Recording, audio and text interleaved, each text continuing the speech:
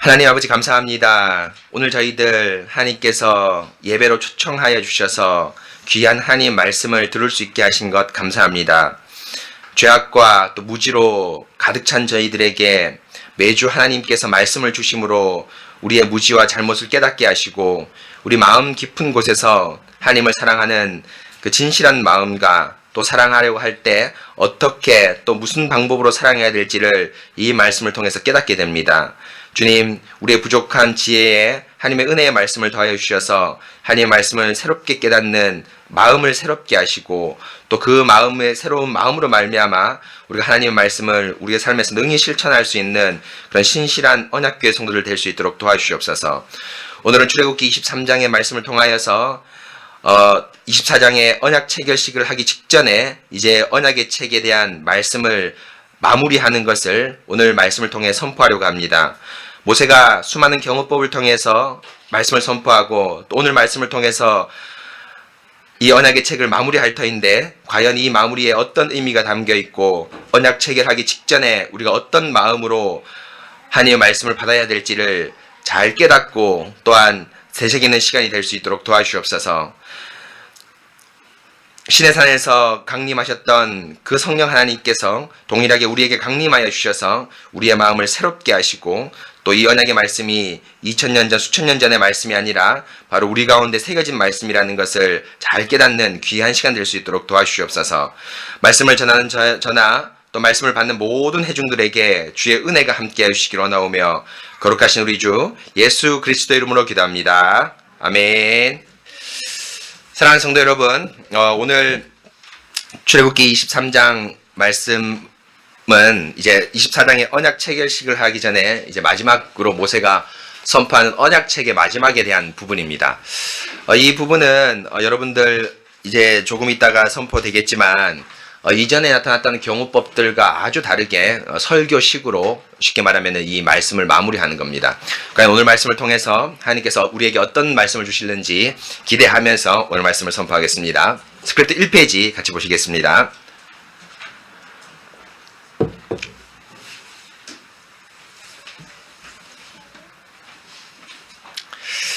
사랑하는 성도 여러분, 한 주간 주 안에서 평안하셨습니까? 하나님께서 시내산 언약갱신에서 우리의 걸음을 더디게 하시는데 이것은 언약의 중요성을 깊이 묵상하라는 하나님의 말씀입니다. 곧 지금 20장부터 시작된 십계명 그리고 경호법을 통해 하나님 앞에서 언약을 맺는 우리의 진실한 사랑을 구체적인 경우를 통해 정확하게 확인하고 그리고 그것을 통해서 언약은 가벼운 약속 정도가 아니라 엄숙한 약속이라는 것을 깨우쳐주기 위해서입니다. 지난 주일에도 동일하게 경호법을 통해서 우리의 마음을 확인했습니다.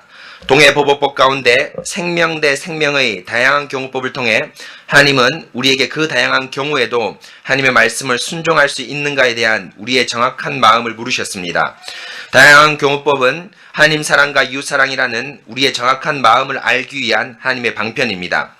그러나 그 다양한 모든 경호법이 우리의 마음을 항상 정확히 파악할 수 있습니까?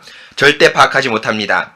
이는 우리의 죄악된 마음이 그 경호법을 피해 다른 경우를 만들어내고 또 마태복음 15장의 고르반처럼 그 경호법에 자신의 마음을 은밀히 숨기기 때문입니다. 따라서 하나님은 경호법이 아니라 직접 하나님께서 우리 마음 가운데 찾아오십니다. 레위기 24장 10절 이하에 여호와를 모독했을 때 출애굽기 21장에 나타난 경호법을 벗어난 경우에서 하나님은 직접 말씀으로 찾아와 주셔서 그 사람의 의도를 알아차리고 심판하십니다. 그렇습니다. 경호법은 우리의 마음을 볼 수 있는 하나의 도구이지만 우리의 죄악된 마음은 미꾸라지처럼 경호법을 벗어나 죄악의 도피처를 찾습니다. 그러나 그 죄악의 도피처에서 우리는 반드시 하나님을 직면하게 됩니다. 하나님은 자기가 가지 못할 곳이 없습니다. 내가 음부의 자리를 펼지라도 거기 계시며 바다 끝에 거할지라도 하나님은 거기 계십니다. 마음 깊은 곳에서 하나님은 찾아오셔서 우리에게 하나님을 사랑하는지 이웃을 사랑하는지 묻고 계십니다. 단지 말씀 자체를 지키는 것이 아니라 마음 깊은 곳에서 하나님을 사랑함으로 또 이웃을 사랑함으로 말씀을 지키길 원하고 계십니다. 사랑하는 언약궤 성도 여러분, 우리가 매주 하나님의 말씀을 듣고 있는데 여러분 마음 깊은 곳에서부터 하나님의 말씀을 지키시기 바랍니다. 여러분들이 말씀을 피해 숨고 또 그 말씀으로 자신을 위장한다고 해서 하나님 그분에게서는 이분한다고 해도 하나님 그분에게서는 피할 수도 없고 위장할 수도 없습니다. 바로 마음 깊은 곳에서부터 하나님을 사랑함으로 이웃을 사랑함으로 설교 말씀을 지키길 원하십니다. 이것이 진정한 개혁파 성도입니다. 올해는 종교개혁 500주년의 해인데 루터와 칼빈 같은 수많은 위인들이 그 혹독한 핍박 가운데서 개혁의 의지를 멈추지 않는 것은 바로 마음 깊은 곳에서 하나님을 사랑했기 때문입니다. 그 사랑이 불같이 타올라 자신을 개혁했고 교회를 개혁했고 사회를 개혁하여 우리에게 개혁신앙의 귀한 유산을 물려주었습니다. 사랑하는 성도 여러분, 이렇게 성경에서 출발한 진실한 사랑이 지금 우리에게 전달되었습니다. 우리 역시 진실한 마음으로 하나님을 사랑함으로 또 이웃을 사랑함으로 말씀을 지켜야 합니다. 그것이 언약입니다. 언약교회 성도 여러분, 진실한 마음으로 말씀을 지키시길 바랍니다. 말씀 가운데 하나님이 임재하셔서 여러분들을 축복해 주실 것입니다. 아멘. 여러분, 지난주에 하나님께서 이 수많은 경우법, 특별히 동해보복법의 생명 대 생명의 경우법을 통해서 하나님께서 우리에게 요구하시는 것이 무엇인가를 잘 저희가 배우고 깨닫게 되었습니다. 바로 무엇입니까? 하나님께서 경우법을 통해서 우리에게 알려주시고자 하는 것은 바로 뭡니까?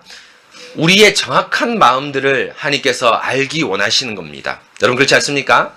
바로 사실 여러분 이 경우법은 하나님을 위해서라기보다는 또 사실 누구를 위해서 있는 겁니까? 저희를 위해서 있습니다. 하나님은 그 경우법이 없더라도 수많은 다양한 말씀들이 없더라도 여러분들의 마음을 알까요 모를까요? 정확히 알고 계십니다. 그러나 여러분 우리의 죄악된 마음은 너무 죄악됐기 때문에 바울이 로마서에서 말씀한 것대로 율법이 만일 탐내지 말라고 하지 아니하였더라면 했더라면 내가 뭘 알지 못하였으리라?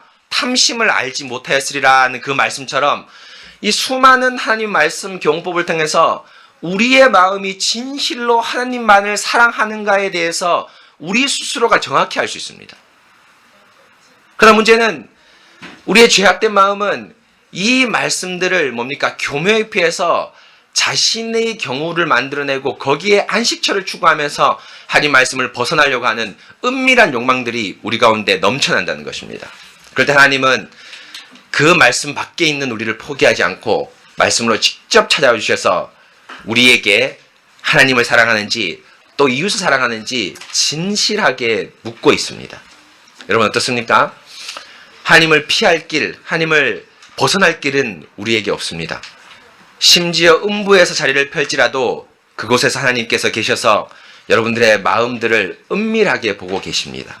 여러분, 하나님의 말씀을 지키는 것은 율법의 껍데기를 지키는 것이 아니라 진실한 마음으로 말씀을 지키는 것입니다. 예배 때 하나님 말씀을 받는 것은 단순한 지식 쌓음 또한 생활의 지침 정도가 아니라 마음 깊은 곳에서 하나님을 사랑함으로 이 말씀을 지켜야 합니다. 여러분, 이런 진실한 마음들로 언약 체결식 앞에 서 있다는 사실, 또 예배 앞에 서 있다는 사실을 기억하시면서 오늘 말씀을 보겠습니다. 여러분, 오늘 말씀 2페이지입니다. 2페이지부터 보겠습니다. 하나님께서는 21장 1절부터 시작된 언약의 책에 대한 마무리, 언약 말씀을 이제 23장 20절 33절에서 하십니다.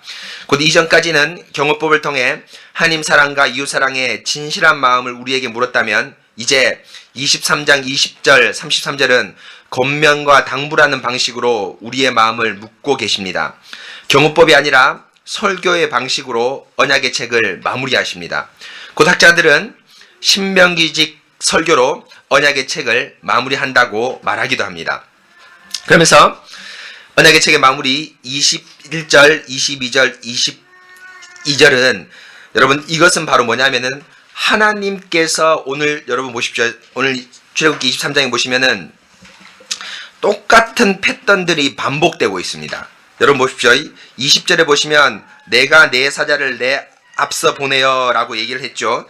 그러면서 21절, 22절에 한 사이클이 오고 또 23절에 내가 내 사자를 내 앞서 가서 하면서 또 27절까지 또 한 사이클을 이룹니다. 또 28절과 29절에 내가 왕벌을 내 앞에 보내요. 또 29절에 27절에입니다. 27절에 내가 내 위엄을 내 앞서 보내야 하면서 하나님께서 자기 사자를 앞에 보내고 그 보내는 사자 앞에서 이 말씀을 잘 지키라는 것을 얘기하고 축복과 저주를 얘기한 다음에 또 그 말씀을 23절부터 또 26절까지 반복하고 또 27절에서 또 사자를 보낸다고 얘기하고 또 34절까지 반복하는 이런 세 사이클이 오늘 말씀을 구성하고 있습니다. 그런데 이 세 사이클 가운데 항상 하나님께서 뭘 먼저 얘기하냐면은 내가 내 사자를 너희 앞에 먼저 보내겠다라고 얘기를 합니다. 왜 사자를 먼저 보냅니까? 바로 뭡니까? 내가 먼저 가서 너희의 모든 대적을 물리치겠다라는 말씀입니다. 바로 하나님께서 언약 체결식의 마무리에서 조건을 먼저 제시하지 않고 은혜를 먼저 제시합니다. 조건을 먼저 제시했다면 여러분 이것은 언약이 아니라 바로 뭘까요? 계약입니다. 은혜를 선포하지 않고 만약에 너희가 이렇게 한다면 내가 이렇게 하겠다라는 것은 인간사의 거래죠. 그렇죠? 그러나 항상 언약은 누구에서 먼저 출발합니까? 하나님에게서, 은혜에서 먼저 출발하고 그 은혜의 바탕에서 하나님께서 당신의 언약적 사항들을 요구하고 계십니다. 바로 언약 체결식의 마지막에 하나님께서 가장 중요하게 선포하는 것은 내가 너희에게 베풀 은혜를 먼저 선포하고 있습니다. 그래서 여러분 20절, 22절, 22절을 우리 스크립트 나온 거 한번 읽어보겠습니다. 시작.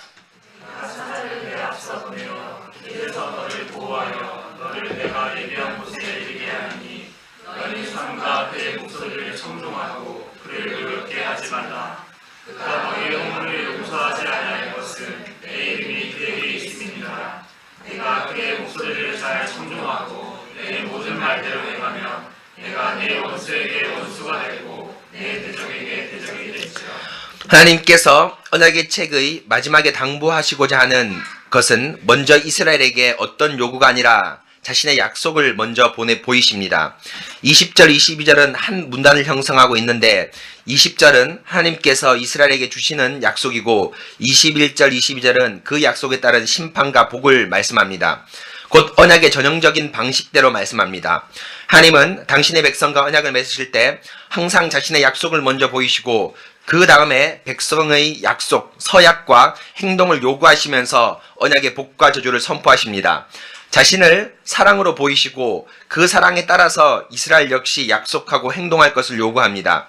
이것은 바로 언약 자책 하나님의 언약이 거래가 아님을 알려주기 위해서입니다. 거래는 항상 조건을 먼저 제시합니다. 그리고 그 조건이 충족되었을 때 그에 따른 합당한 보상을 합니다. 만약 하나님께서 너희가 이렇게 하면 내가 가나안 땅을 준다고 말씀하였다면 그것은 언약이 아니라 세상의 거래, 곧 계약입니다. 하지만 하나님은 십계명에서도 나타났듯이 나는 너를 애굽 땅 종되었던 집에서 인도하여 낸 내 하나님 여호와라는 서문을 먼저 선포하시고 은혜를 먼저 선포하시고 10가지 계명을 요구하셨듯이 자신의 사랑과 언약을 먼저 보이시고 그 다음 이스라엘에게 말씀을 지킬 것을 요구하십니다. 이것이 바로 사랑의 언약입니다. 그럼 성도 여러분, 하나님이 먼저 보이신 사랑, 곧 약속은 무엇입니까? 여러분 20절 그 다음에 나타난 말씀을 같이 읽어보겠습니다. 시작. 내가 사자를 내 앞서 보내어 길에서 너를 보호하여 너를 내가 일할 곳에 이르게 하리니 내 사자가 내 앞서 가서 너를 아모리 사람과 헷 사람과 브리스 사람과 가나안 사람과 히위 사람과 여부수 사람에게 인도하고 나는 그들을 끊으리니 내가 내 위엄을 내 앞서 보내어 내가 이를 곳에 모든 백성을 물리치고 내 모든 원수들이 내게 등을 돌려 도망하게 할 것이며 내가 왕벌을 내 앞에 보내리니 그 벌이 히위 족속과 가나안 족속과 위의 네 구절은 오늘 말씀을 나누는 문단의 시작입니다. 오늘 말씀은 20절, 22절, 또 23절, 26절, 27절, 33절의 단락으로 구성하는데 그 구성에서 항상 사자를 먼저 보낸다는 약속을 선포하십니다. 20절, 23절에서는 사자로, 27절, 28절은 위엄과 왕벌로 사자를 상징합니다. 곧 하나님의 사랑, 곧 하나님의 약속은 사자를 내 앞서 보낸다는 것으로 시작합니다. 그러면서 여러분, 하나님께서 언약은 계약이 아니기 때문에 항상 언약에 대한 하나님의 은혜를 먼저 언급합니다. 가장 대표적으로 십계명이죠. 그렇죠? 제 일은 뭐다라고 얘기하지 않고 요구하지 않고 나는 너를 애굽 땅 종되었던 집에서 인도해낸 하나님이다라고 하면서 우리가 마땅히 그 율법의 말씀을 지킬 은혜를 받은 자임을 각성시키고 난 다음에 하나님의 율법의 요구사항을 요구하십니다. 그와 똑같이 오늘 이 언약의 책을 마무리하면서 하나님께서 20절, 23절, 또 26절, 27절에서 무엇을 말씀하시냐면 내가 너희에게 가나안 땅을 선물로 주겠다라고 얘기합니다. 그렇죠? 선물로 주겠다고 얘기합니다. 그런데 그 준다고 얘기한 다음에 이 주기 때문에 너희는 뭐예요? 이런 율법적 사항들을 잘 지켜라. 그렇지 않으면 너희가 저주를 받고 또 잘 지키면 복을 받는다는 것이 오늘 말씀에 계속 세 번의 패턴으로 반복으로 나옵니다. 그런데 아주 중요한 것 가운데 한 가지가 그 문단을 시작하는 첫 구절이 항상 뭡니까? 사자를 내 앞서 보내는 겁니다. 그렇죠? 하나님께서 언약의 땅을 주시는 방식, 당신의 약속을 성취하시는 방식으로 사자를 내 앞서 보내는 겁니다. 20절, 23절에서는 사자를 내 앞서 보낸다고 하면서 똑같은 말씀으로 얘기하고 26절, 27절은 그 사자를 뭘로 표현합니까? 위엄, 왕벌로 표현하면서 위엄, 왕벌을 너희에 먼저 앞서서 보내서 내가 언약의 땅을 주겠다라고 말씀합니다. 그럼 여러분 봅시다. 과연 사자를 먼저 보내서 언약의 땅을 주겠다는 게 무엇일까요? 하나님께서 언약 성취를 어떤 방식으로 하겠다는 것일까요? 바로 오늘 말씀이 이것이 핵심인데 이것을 계속해서 보겠습니다. 4페이지입니다. 그럼 성도 여러분, 사자를 보낸다는 것은 무엇입니까? 이것은 실제로 하나님께서 사자를 보내는 말씀을 보면 알 수 있습니다. 출애굽기 14장 9절입니다. 여러분, 사자를 먼저 보낸다라고 얘기했는데 이스라엘 백성에게 사자에 대한 것이 알았겠죠. 그렇죠? 그러니까 예를 들면은 몰랐던 상태에서 추상적으로 사자라면은 뭐 이미지는 떠오를 겁니다. 그렇죠? 우리 한글 번역이 참 번역을 잘했는데 이 영어 번역은 여러분 엔젤로 되어 있습니다. 제가 몇 번 말씀드린 것 같은데 소위 말하면 이 엔젤이라는 것은 히브리어, 그러니까 헬라어의 앙겔로스라는 것을 그대로 음력을 해온 겁니다. 그런데 이 앙겔로스, 소위 말하면 엔젤이라는 것은 그 의미가 두 가지가 있죠. 그러니까 의미의 가장 핵심적, 그러니까 앙겔로스 천사라는 것의 가장 두 가지는 바로 뭘까요? 우리도 한글도 사자로 번역할 수도 있고 뭘로 번역할 수도 있습니까? 천사로 번역할 수도 있습니다. 근데 천사도 같은 의미네요. 그렇죠? 왜냐하면 하늘에 뭐라는 뜻입니까? 사자라는 뜻이기 때문에 천사나 사자나 뭐 비슷한 의미인데 사자는 그 사역을 좀 포커스를 두는 뉘앙스가 있네요. 사자란 말이.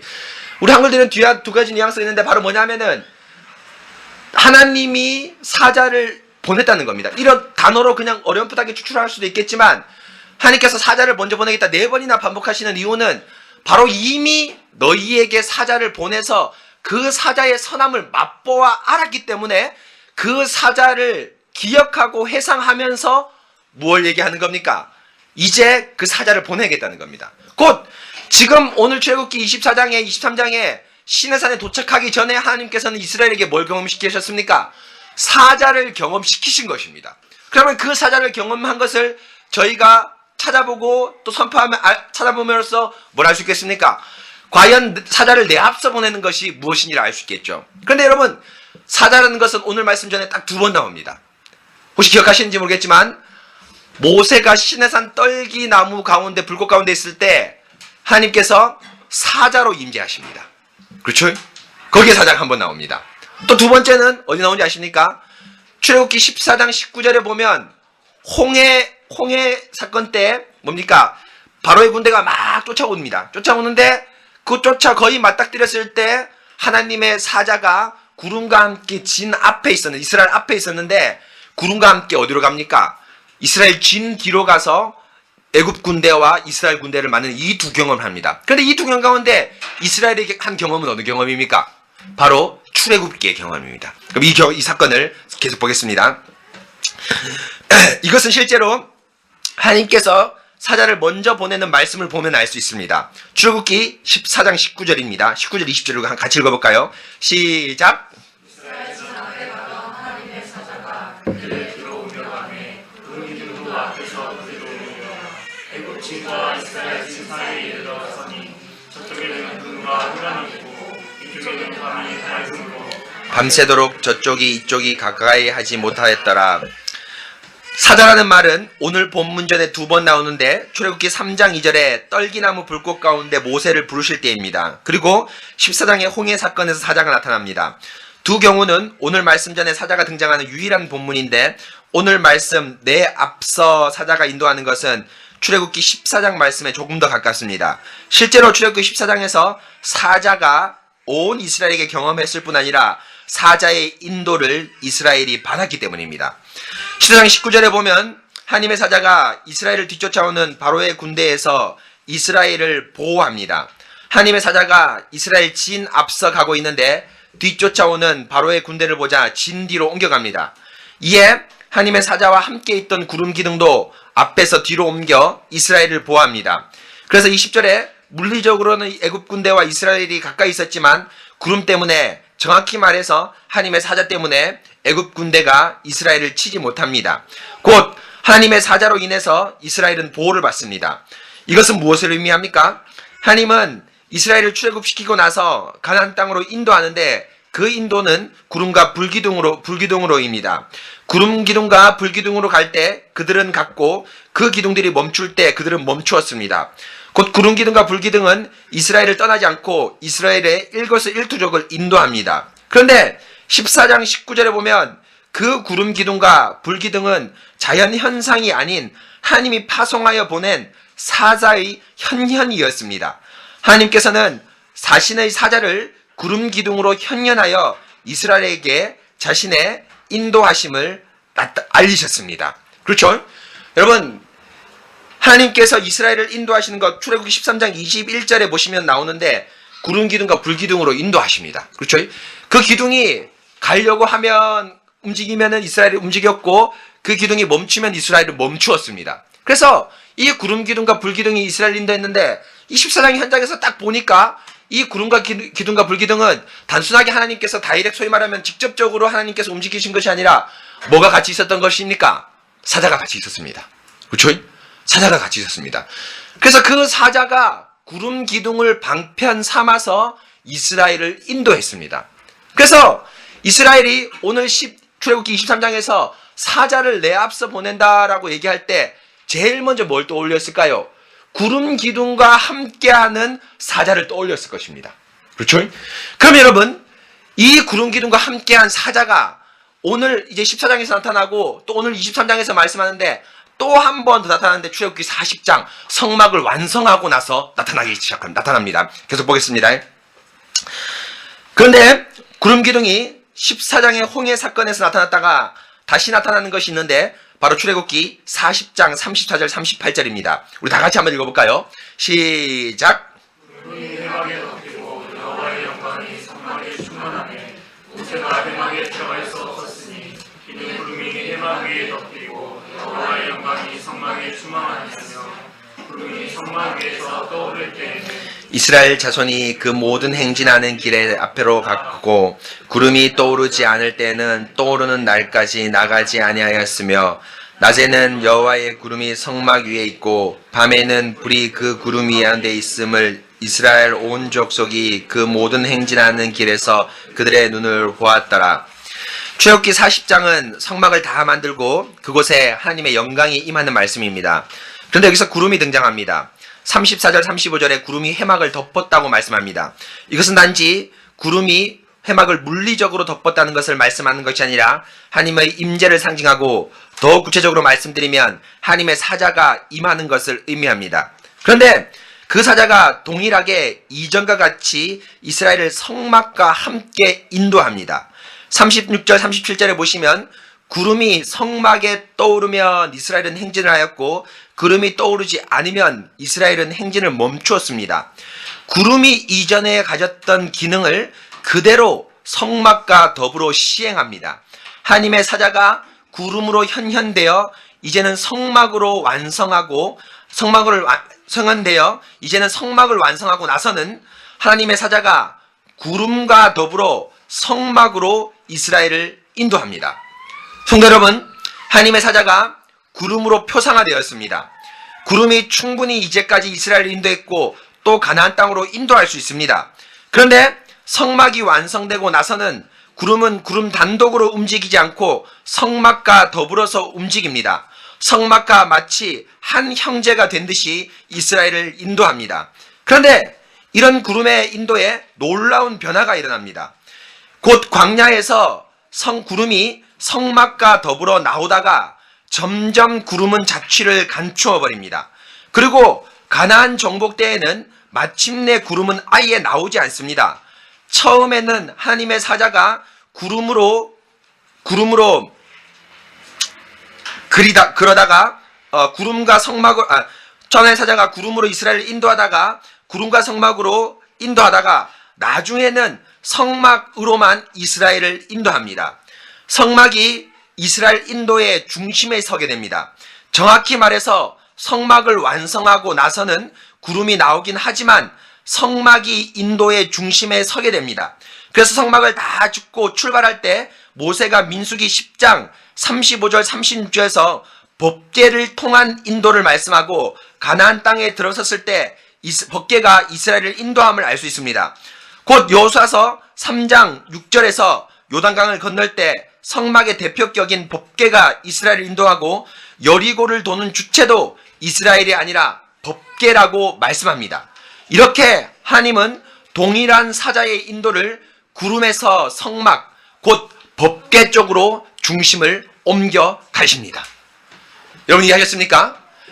하나님께서 사자를 통해서 이스라엘을 인도하는데 처음에는 어떻게 인도하십니까? 말 그대로 구름을 가지고 사자를 현현시키셔서 이스라엘을 인도합니다. 그런데 성막을 다 완성하고 나서 출애굽기 40장에서는 그 구름이 어디에 임합니까? 성막에 임해합니다. 그런데 기능은 동일합니다. 그렇죠? 기능 동일합니다. 성막 위에 구름이 뜨면 어떻게 합니까? 이스라엘 백성이 전진을 합니다. 그리고 성막 위에 구름이 뜨지 않으면 이스라엘은 전진하지 않습니다. 이런 방식이 광야에서 쭉 진행되다가 가나안 땅에 들어서면서부터는 이제 아예 뭐가 등장하지 않습니까?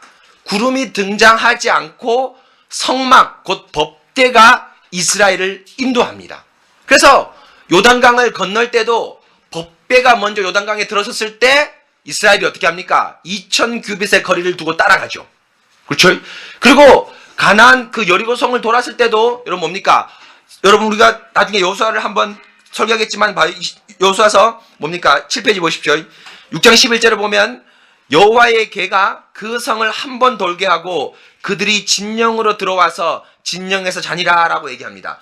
여러분 제가 여호수아서 우리 교회 초창기에 설교를 했는데 이스라엘 백성이 수가 너무너무 많기 때문에 여리고성을 여러분 뭡니까? 한 번 다 돌 때 선두가 다 돌고 들어올 때 아주 말미는 어떻게 했습니까? 출발하지도 않았습니다. 사람이 많았기 때문에. 여리고성이 그렇게 큰 성은 아니에요. 큰 성이었지만 60만 3,550명, 남자가 60만 3,550명이 다 한 번에 못 감을 정도로 한 200만 명 사람이 다 못 감을 정도로 큰 성은 아니었습니다. 그래서 선두가 들어올 때 아직 말미는 출발하지 않았던 그런 상태였습니다. 그런데 그 성의 돌매 기준을 사람으로 보지 않고 뭘로 봤습니까? 여호와의 법궤가 돌았다라고 되어 있습니다. 곧 여러분 성막이 완성되고 나서도 사실은 여러분 정확히 보면은 구름과 성막이 함께 이스라엘을 인도하긴 하지만 그 이스라엘의 인도의 방향이 뭘로 바뀌는 걸 볼 수 있습니까? 성막으로 바뀌는 것을 볼 수 있다가 이제 가나안 땅에서는 완전히 뭐로 바뀝니까? 성막이 이스라엘을 인도하게 됩니다. 곧 하나님의 사자가 구름에서 성막의 완성과 더불어 옮겨가서 이제 성막과 더불어서 이스라엘을 인도하게 된다는 것을 말씀합니다. 그럼 성도 여러분, 왜 구름에서 성막으로 옮겨갈까요? 그렇죠? 인도라는 측면에서만 본다면 뭘까요? 구름으로만 충분하죠. 구름이 이제까지 23장의 시내산까지 잘 인도해 왔지 않습니까? 그렇지 않습니까? 가면 가고 이쪽으로 가면 이쪽 가고 저쪽 가면 잘 인도하지 않습니까? 그런데 하나님께서 왜 구름과 성막으로 인도하시고 나중에는 성막으로만 인도하게 하실까요? 계속 볼게요. 10페이지입니다. 그렇다면 성도 여러분, 하나님께서 사자의 인도를 구름에서 성막으로 점점 옮겨가다가 왜 마침내는 성막으로만 인도하게끔 할까요? 출애굽기 25장 21절 22절입니다. 성막의 가운데 그 법궤의 아주 중요한 그 이유, 법궤를 만든 이유를 말씀하는데요. 21절 22절 읽어볼까요? 시작.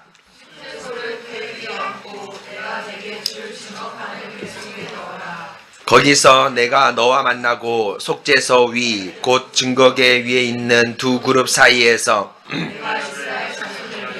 내게 명령할 모든 일을 내게 이르리라. 이 속대소라고 된 속죄소입니다. 제가 컴퓨터 프로그램에서 따왔는데도 이거 오타가 있네요.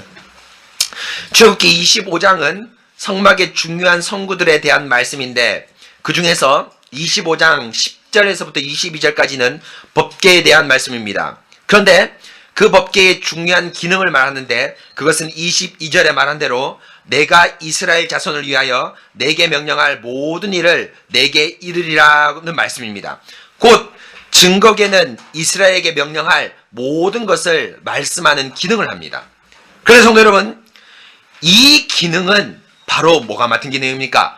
여호와의 사자가 맡은 기능입니다. 오늘 말씀 23절 21절을 보십시오. 너희는 삼가 그의 목소리를 청종하고 22절에 내가 그의 목소리를 잘 청종하고라 말합니다. 곧 사자는 단순한 길잡이가 아니라 이스라엘에게 하나님의 말씀을 전하는 말 그대로 사자입니다. 이 말씀 전달 기능을 구름 기둥에서는 길의 인도라는 차원에서 소극적으로 해왔다면 이제 성막을 통해서는 적극적으로 곧 직접적으로 할 수 있게 되었습니다.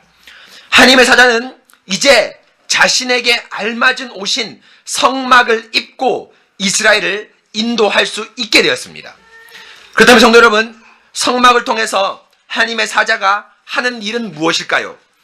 20절, 23절, 27절, 28절은 하나님의 사자가 이스라엘보다 앞서가서 하는 것이 무엇인가를 말씀합니다. 그렇죠? 여러분 지금 무엇을 얘기하냐면은 성막이 왜 이 구름에서 성막으로 바뀌었냐면은 구름은 하나님의 뜻을 알리는 큰, 소위 말하면 어떤 큰 뜻을 오고 가는 방향, 멈추고 서야 되는 방향을 알 수 있지만 뭘 알 수 없습니까? 하나님께서 말씀하시는 구체적 사항은 알 수 없습니다. 예를 들면 여러분 지난 시간에 선포한 대로 이것이 죄인가 아닌가, 그렇죠? 그 사람은 하나님을 모독했는데 경호법이 없는 경우를 모독했습니다. 그런데 이것이 죄인가 아닌가를 이스라엘이 누구한테 물었습니까? 하나님의 성막에 대해서 물었습니다. 그럼 하나님께서 그 성막을 통해서 이제 구체적으로 말합니다. 그런데 이 기능이 누구의 기능과 똑같은 것입니까? 사자의 기능과 똑같습니다. 그의 목소리를 청종하고라고 하나님께서 오늘 말씀에서 여러 번 하나님께서 반복하시는데 이것이 사자의 기능입니다. 사자는 단순하게 길 안내가 아니라 모든 상황에서 하나님의 말씀을 전하는 자입니다. 그런데 이 말씀을 전하는 자가 이제 무슨 옷을 입은 겁니까? 바로 딱 맞게끔 뭡니까? 성막이라는 옷을 입고 자신의 사역을 할 수 있게끔 되었습니다. 그러면 봅시다. 이제 성막이라는 옷을 입고 과연 사자가 어떤 기능을 하는가? 20절, 23절, 26절, 27절을 보면 그 사자가 성막의 옷을 입고 하는 구체적인 기능, 그 사자의 역할을 말하는데요. 계속 보겠습니다. 20절, 23절, 27절, 28절은 하나님의 사자가 이스라엘보다 앞서가서 하는 것이 무엇인가를 말씀합니다. 한결같이 이스라엘을 보호하고 원수를 물리치고 땅을 주겠다는 말씀입니다. 하지만 그 약속과 더불어 이스라엘이 해야 할 것도 분명히 있습니다. 21절에 보면 하나님의 인도와 보호함을 받기 위해 이스라엘이 해야 할 일이 있습니다. 여호와의 사자의 말씀을 청종하는 것입니다. 그리고 21절이 똑같은 형식으로 확대된 것이 24절입니다. 그렇죠? 여러분 보십시오. 21절에 너희는 삼가 그의 목소리를 청종하고 그를 노엽게 하지 말라. 그가 너희의 허물을 용서하지 아니할 것은 내 이름이 그에게 있음이라 라고 하면서 하나님 말씀을 청종하라고 하는데 그것이 똑같이 확대된 것이 바로 뭡니까? 24절에 너는, 그렇죠, 23절에 똑같이 사자를 보낸다고 약속하고 나서 24절에 너는 그의 신을 경배하지 말며 섬기지 말며 그들의 행위를 본받지 말고 그것들을 다 깨뜨리며 그들의 주상을 부숴라고 얘기합니다. 그럴 때 25절과 26절에 뭘 준다고 얘기합니까? 복을 준다고 얘기하죠. 그래서 25절과 26절은 또 다시 위로 올라가면은 22절에 뭡니까? 내가 그의 목소리를 잘 청종하고 내 모든 말대로 행하면 내가 내 원수가 되고 내 대적에게 대적이 될지라면서 22절에 축복의 말씀을 하죠. 여러분 또 이것이 또 26절부터 33절까지도 똑같이 반복됩니다. 27절에서 28절은 위엄과 왕벌로 사자가 먼저 보낸다고 말씀하고 29절과 30절, 31절과 32절은 뭘 얘기하냐면은 33절, 32절까지는 뭘 얘기하냐면은 너희가 할 일에 대해서 이야기를 합니다. 그렇죠? 그럼 볼까요? 하나님께서 사자를 먼저 보낸다고 얘기하는데 이 보내면서 단순하게 하나님께서 먼저 보내서 하는 일뿐 아니라 너희가 해야 할 일을 동일하게 말씀합니다. 계속 보겠습니다. 21절을 보면 하나님의 보호와 인도함을 받기 위해 이스라엘이 해야 할 일이 있습니다. 여호와의 사자의 말씀을 청종하는 것입니다. 그리고 21절이 똑같은 형식으로 확대된 것이 24절입니다. 왜냐하면 23절에서 20절과 똑같이 사자가 내 앞서 간다는 말씀과 심판이 있고 그 뒤에 24절에서 이스라엘이 해야 될 일이 있기 때문입니다. 곧 하나님의 사자가 먼저 감 그리고 이스라엘이 해야 할 일이라는 같은 형식이 오늘 말씀에 반복적으로 나타나고 있습니다. 곧 20절, 22절, 23절, 26절, 27절, 33절의 사이클이 반복되고 있습니다. 21절은 24절에서 더 자세히 확대되어 가나안 땅의 신들을 경배하지 말고 그들을 섬기지 말고 본받지 말고 다 깨뜨리며 주상을 부수라고 구체적으로 말합니다. 그리고 마지막에 29절, 33절은 21절, 23절을 더 크게 확대하고 있습니다. 곧 보다 구체적으로 이스라엘이 해야 할 일을 알 수 있습니다. 여러분 29절, 31절 한번 읽어볼까요? 시작! 그 땅이 황폐하게 됨으로 그 짐승이 번성하여 너희를 대하여 일어나는 그들의 내 앞에서 쫓아내지 아니하고 이가 번성하여 그 땅을 기업으로 얻을 때까지 내가 그들을 내 앞에서 조금씩 쫓아내리라. 내가 내 경계를 홍해에서부터 블레셋 바다까지 광야에서부터 강까지 정하고 그 땅의 주민을 내 손에 넘기리니 내가 그들을 내 앞에서 쫓아내리라. 하나님께서 29절 31절까지 아주 구체적으로 이스라엘에게 해야 할 일이 있음을 알려주는데 이전에 21절과 24절과는 아주 다른 것이 한 가지 있습니다. 그것은 바로 하나님이 갑자기 적들을 모두 쫓아내지 않고 천천히 쫓아내는 것입니다. 1년 이상의 시간을 들여서 쫓아낸다고 말씀합니다. 왜냐하면 갑자기 쫓아내면 들짐승이 번성하여 너를 해할까 싶어서입니다. 하나님의 배려입니다. 그러나 이렇게 천천히 쫓아내는 또 다른 이유가 30절에 나옵니다. 내가 번성하여 그 땅을 기업으로 얻을 때까지 내가 그들을 내 앞에서 조금씩 쫓아내리라고 하면서 아직 그 땅을 차지할 정도로 이스라엘이 번성하지 않았기 때문이라고 말씀합니다. 여기서 번성이라는 것은 인구의 증가를 말씀하기도 하지만 근본적으로 바로 하나님의 말씀을 지키는 믿음의 번성을 말합니다. 왜냐하면 31절에 내가 그들을 내 앞에서 쫓아낼지라의 말씀처럼 가나안 족속을 쫓아낼 당사자는 하나님의 사자가 아니라 이스라엘입니다. 이스라엘의 믿음의 번성을 통해 약속의 말씀을 신뢰하고 그 말씀만을 의지하면서 전쟁에 나가야 합니다. 무슨 말입니까? 지금 하나님의 사자가 마치 슈퍼맨이 되어서 가나안 족속을 쫓아내는 것처럼 말하지만 실제로 쫓아내는 주체는 이스라엘입니다. 하나님의 사자가 하는 일은 실제로 이스라엘을 쫓아내는 것이 아니라 그들에게 약속의 말씀을 공급해 주는 것입니다. 20절, 23절, 27절, 28절은 글자 그대로 읽으면 마치 하나님의 사자가 이스라엘 적들을 모두 쫓아내고 이스라엘은 가만히 그 뒤를 졸졸 따라가는 것처럼 보이지만 실제로 민수기나 여호수아를 보면 전쟁을 수행하는 당사자는 이스라엘입니다. 이스라엘이 믿음으로 요단강에 발을 넣어야 하며 여리고를 돌아야 하며 아이성 전투에서 치열하게 전투해야 하며 메론 물가에서 가나안 연합군과 직접 피를 흘리면서 싸워야 했습니다. 이런 치열한 전투에서 여호와의 주 임무는 바로 말씀 선포입니다. 그런데 성도 여러분, 여호와의 주 임무인 말씀 선포는 언제입니까? 여호와가 말씀을 언제 선포합니까? 항상 전쟁이 일어나기 전에 선포합니다.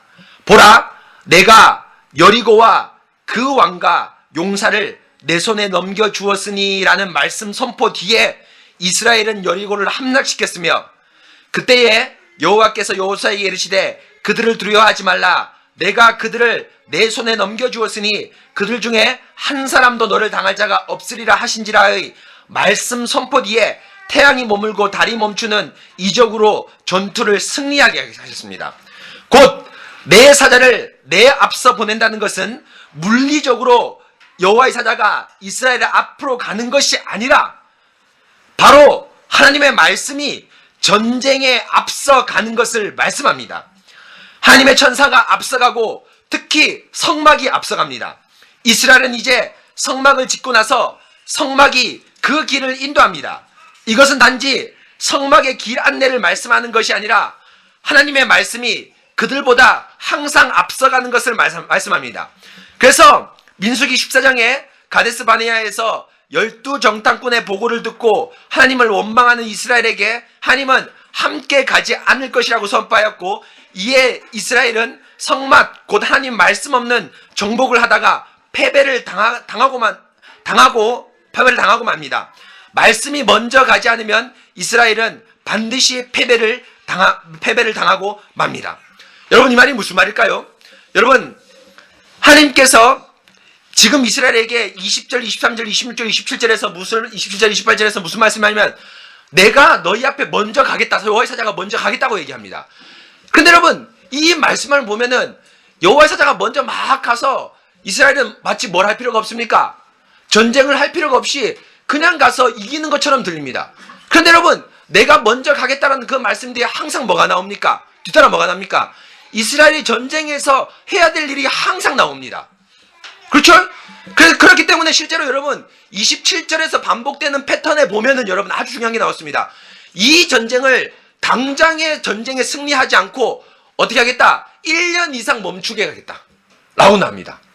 1년 이상으로 해서 천천히 하겠다고 나옵니다. 이유는 들짐승이 번성하여 그 들짐승이 너희를 해할까라고 얘기합니다. 그런데 왜 해하냐면 땅이 너무너무 넓기 때문에 이스라엘 인구가 작아서 소위 말하면은 그 멧돼지가 막 내려와서 이스라엘을 공격하고 이러기 때문에 이스라엘이 인구가 번성할 때까지 하나님이 전쟁을 늦추겠다고 얘기를 합니다. 물론 그런 뉘앙스도 있을 수 있습니다. 그러나 여러분, 중요한 것이 가나안 정복인 여호수아를 보면 그런 뉘앙스가 하나도 없습니다. 그렇죠? 인구가 작아서 너희가 뭡니까? 정복을 늦추겠다는 뉘앙스가 없습니다. 오히려 뭐라고 얘기합니까? 에브라임 지파 같은 건 뭐라고 얘기하죠? 하나님께서 우리에게 축복을 하였는데 이렇게 많은 사람이 되었는데 왜 여호수아여 당신은 이렇게 적은 땅을 줍니까? 그렇죠? 우리가 이렇게 인구가 많이 늘었는데 왜 적은 땅을 줍니까? 에브라임이 항의합니다. 물론 에브라임의 항의는 그 산지를 정복하지 않고 좋은 땅만 정복할 때 뉘앙스가 있죠. 인구 적은 걸 얘기하는 것이 아닙니다. 뭘 얘기합니까? 너희가 믿음의 장성 번성하여 이를 때까지라고 얘기합니다. 왜냐하면 31절에 나온 대로 아주 정확하게 말합니다. 하나님께서 내가 내 대적을 정복할 것이다. 그렇죠? 올라와서 31절에 보십시오. 30절에 보십시오. 내 경계는 이러하다라고 얘기하였고 내가 그들을 내 앞에서 쫓아낼지라 라고 얘기합니다. 누가 쫓아냅니까? 하나님이 쫓아내는 것이 아니라 내가 여러분 어이죠. 그렇죠? 이스라엘 너가 그들 앞에서 쫓아낼 것이라고 말합니다. 무슨 말입니까? 여호와께서 먼저 가서 이스라엘을 친다는 것은 이스라엘이 하나님이 실제로 전쟁을 수행하는 것이 아니라 성막이 가지고 있는 중요한 기능인 말씀이 이스라엘보다 먼저 앞서가서 이스라엘 전쟁을 주도한다는 것입니다. 무슨 말일까요? 이 땅을 너희에게 넘기겠다라는 말씀이 선포되면 이스라엘은 그 말씀을 믿고 뭐합니까? 전쟁을 수행합니다. 가장 대표적인 것이 한 번 패배했다가 말씀 없이 갔다가 패배한 아이성 전투죠. 그 다음에 여호수아가 아이성 패배 전투에서 옷을 찢습니다. 기억나시죠? 옷을 찢죠? 그럼 하나님께 묻습니다. 하나님, 우리에게 이런 패배를 왜 주셨습니까? 가나안 땅을 주시겠다고 약속하지 않았습니까? 근데 우리에게 왜 패배를 주셨습니까? 라고 하면서 아이성 전투의 아간을 질책하면서 다시 한번 하나님께서 뭘 말씀하십니까? 내가 이 성을 어떻게 하겠다? 너희 손에 넘겼다. 라는 그 말씀을 듣고 여호수아는 힘을 얻어서 어떻게 합니까? 전쟁 아이성 전투를 힘있게 나가기 시작합니다. 여러분 무슨 말입니까? 내가 내 앞서 가겠다라고 얘기하는 것은 신비한 방법으로 전쟁을 수행하겠다라는 것의 핵심이 아닙니다. 물론 하나님께서 신비한 방법으로 전쟁을 수행합니다. 그러나 항상 내 앞서 가겠다의 핵심, 성막과 연관지어 본다면 뭡니까? 전쟁에 위해서 하나님께서 말씀을 먼저 선포하시고 그 선포하신 말씀을 믿고 이스라엘이 뒤쫓아가는 겁니다. 여러분 무엇입니까? 이것이 바로 성막의 아주 중요한 기능입니다. 성막은 무엇을 하는 것입니까? 아까 전에 법궤에서 출애굽기 25장 법궤에서 나온 대로 단순한 속죄의 기능이 아니라 항상 이스라엘은 성막 뒤에 따라갑니다. 단 한 번 성막이 이스라엘 뒤에 쳐진 적이 있습니다. 언제입니까? 제가 말한 대로 출애굽기 몇 장이죠? 민수기입니까? 아까 어디입니까? 쳐진 경우가 언제죠? 여기네요. 민수기 14장에 보시면 가데스 바네아 13장에 보면은 이스라엘이 보고를 하죠. 근데 이스라엘이 정탐꾼하고 보고를 하는데 이스라엘이 어떻게 합니까? 못 가겠다 막 웁니다. 그럼 하나님이 징계하겠다. 내가 인문적으로 강해서 모두 멸절시키겠다고 얘기합니다. 모세가 이 말을 그대로 전하자 이스라엘이 뭐라고 얘기합니까? 아닙니다. 우리가 올라가겠습니다. 라고 얘기합니다. 근데 모세가 올라가지 마라. 하나님께서 너에게 패배를 주실 거다 얘기하는데 그때 아주 중요한 건데 모세와 성막은 이스라엘 진중에 있었고 이스라엘이 먼저 올라갑니다. 무슨 의미입니까? 하나님 말씀 없이 이스라엘 올라갑니다. 결과는 어떻습니까? 패배입니다. 바로 무엇입니까? 하나님께서 성막이 먼저 가고 여호와의 사자가 내 앞서 간다라는 것은 다른 어떤 것이 아니라 항상 말씀이 먼저 가고 그 말씀 뒤에 우리의 믿음의 반응을 요구하는 것을 말합니다. 여러분 무엇을 의미합니까? 지난번에 우리에게 하나님께서 말씀하신 아주 중요한 말이 우리의 삶의 모든 것에 무엇이 있습니까? 하나님의 말씀이 있습니다. 곧 뭐가 있습니까? 하나님 자신이 우리의 모든 것에 있습니다. 그런데 그 모든 것에 있는 시점이 언제입니까? 갈등을 겪고 힘들고 어렵고 그렇게 한 것이 아니라 그 후에 하나님 말씀이 오는 것이 아니라 여러분의 상황의 모든 곳에 하나님의 말씀이 어떻게 합니까? 먼저 가 계십니다. 먼저 가 계시고 우리는 그 말씀을 믿고 한 걸음 한 걸음 나가면 됩니다. 바로 그것입니다. 바로 오늘 말씀 계속 보겠습니다. 7페이지입니다. 사랑하는 성도 여러분, 그렇습니다. 하나님의 말씀이 없는 곳이 없을 뿐 아니라 하나님의 말씀은 여러분 이거 11페이지인가요 지금? 10페이지 읽을 차례죠. 그렇습니다. 읽었죠. 예. 그렇습니다. 하나님께서 언약의 책의 마무리에서 강조하시는 것은 바로 하나님의 말씀이 항상 선포된다는 것입니다. 항상 먼저 선포된다는 것입니다. 백성이 가기 전에 하나님의 말씀이 항상 먼저 가서 그 전투에서 하나님의 승리를 선포하십니다. 그러면 백성은 그 말씀만을 믿고 실제로 행동에 옮기기만 하면 됩니다. 이것이 승리의 방식입니다.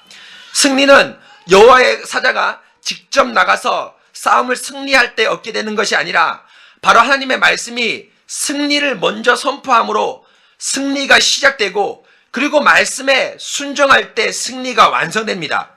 승리는 적을 다 물리치므로 승리가 되는 것이 아니라 바로 하나님의 말씀이 선포될 때부터 승리가 시작되고 백성이 전쟁에 나가 싸워 이김으로 승리가 확인되는 것입니다.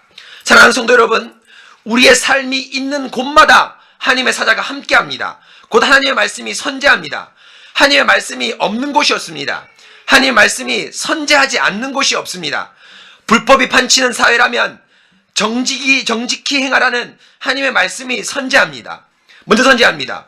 우리는 그곳에서 선재하신 하나님의 말씀만 믿고 나가야 합니다. 불안한 미래가 여러분을 막고 있다면 내가 너희와 함께 있겠다는 하나님의 선재하신 말씀이 있습니다. 그렇다면 불안한 미래를 보는 것이 아니라 하나님이 우리와 함께 있겠다는 말씀을 믿고 꿋꿋하게 미래를 준비해야 합니다. 그렇습니다. 이것이 바로 언약의 책의 핵심입니다.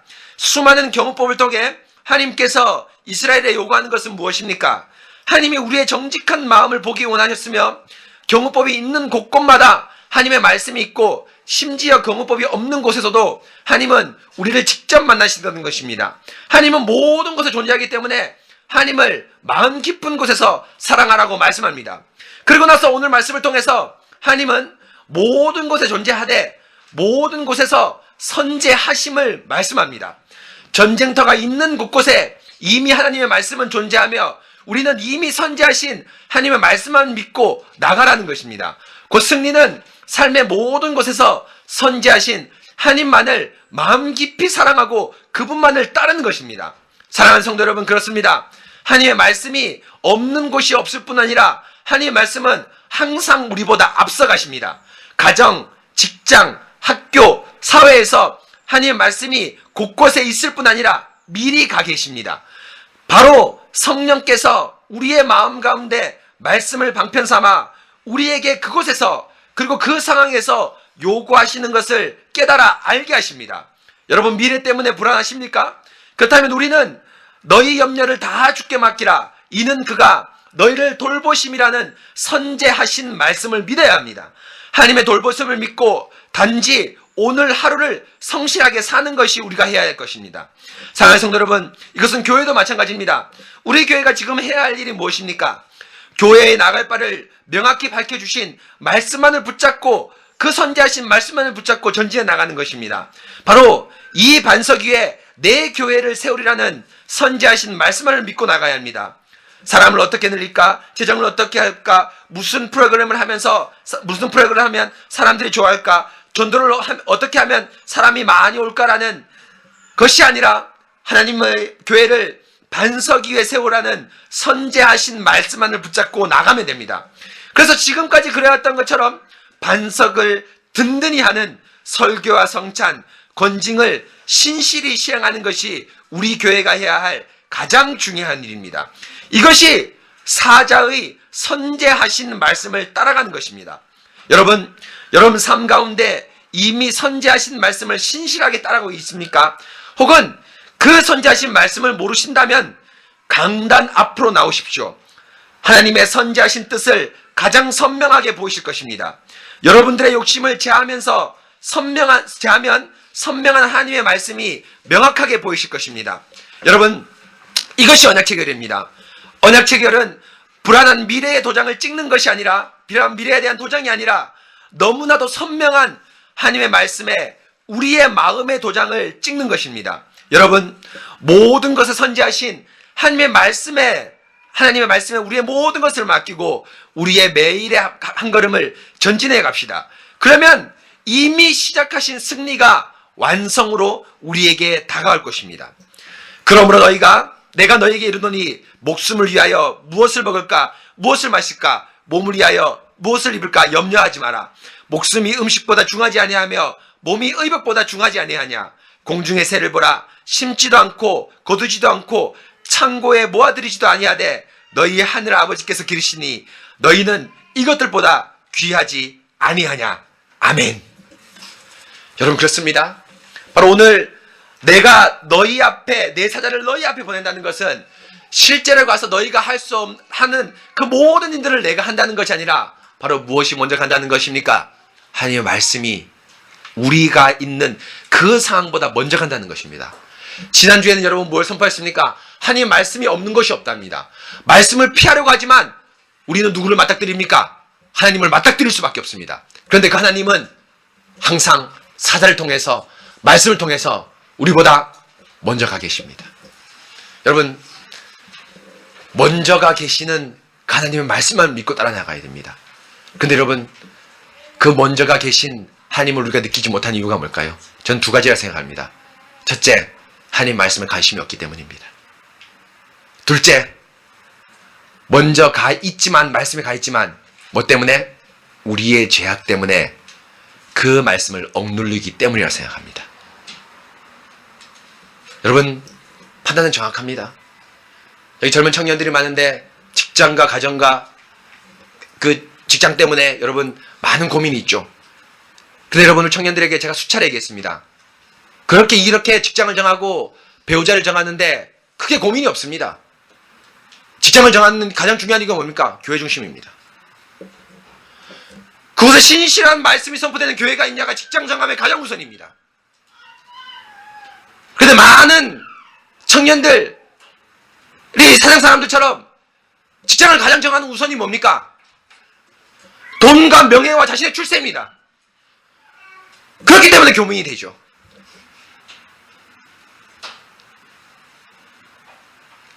배우자를 정하고 이성교제하는 친구를 정하는 가장 중요한 기준이 뭡니까?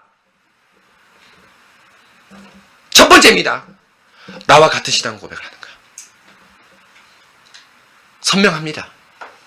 먼저 여러분의 마음 가운데 하나님의 말씀이 가 계십니다. 우리 자녀를 키우는 가장 중요한 기준이 뭡니까? 공부 잘하고 똑똑한 아이로 만드는 것이 아니라 하나님 말씀으로 키우는 것입니다. 명확합니다. 여러분이 하나님 말씀에 조금이라도 관심이 있고 하나님의 말씀을 듣기로 원한다면 이 말씀은 제가 굳이 설교하지 않았더라도, 제가 여러분 삶에서 디테일하게 설명하지 않더라도, 신방을 통해서 디테일하게 설명하지 않더라도 여러분 말씀 가운데 이미 가 계십니다. 근데 말씀이 관심 없거나 그 말씀을 죄악으로 억누를 때 선지하신 말씀이 희미하게 보입니다. 이렇게 간단한 선지하신 말씀을 제가 신방 가운데 설교 가운데 설명하는 것이, 다시 설명하는 것이 사실 목사의 아주 중요한 일입니다. 여러분 어떻습니까? 여러분의 죄악을 억누르고 하나님의 말씀에 조금만 관심을 가진다면 먼저가 계신 하나님의 말씀을 선명하게 분별할 수 있겠죠. 별 큰 어려움이 없습니다. 만일 진짜 고민이 되는 것이 있을 수 있습니다. 그럴 때 하나님께 기도하고 또 목사의 신방을 통해서 같이 고민하고 얘기한다면 이 말씀에서 벗어난 경우는 거의 없을 거라고 저는 생각합니다. 물론 특별한 경우는 있으리라 생각합니다. 사랑하는 언약궤 성도 여러분, 하나님의 말씀이 선지에 계시다는 사실 잘 기억하십시오. 바로 거기에 이미 뭐가 시작됐습니까? 승리가 시작됐습니다. 그리고 그 승리의 완성은 우리가 그 말씀을 따라갈 때 완성되는 것입니다. 바로 이것입니다. 여러분, 우리의 일상을 쫙 비춰보십시오. 선지하신 하나님의 말씀이 필요한 곳곳마다 하나님의 말씀이 먼저 가 계시다는 사실을 기억하면서 공중의 새를 보라. 심지도 않고 거두지도 않고 창고에 모아두드리지도 아니하되 너희 하늘 아버지께서 이렇게 공중의 새를 섬세하게 기르시는데 이 공중의 새보다 더 귀한 너희가 아니냐. 말씀으로 우리를 보호하시고 인도하십니다. 여러분, 오늘 이 말씀을 놓고 함께 기도하겠습니다.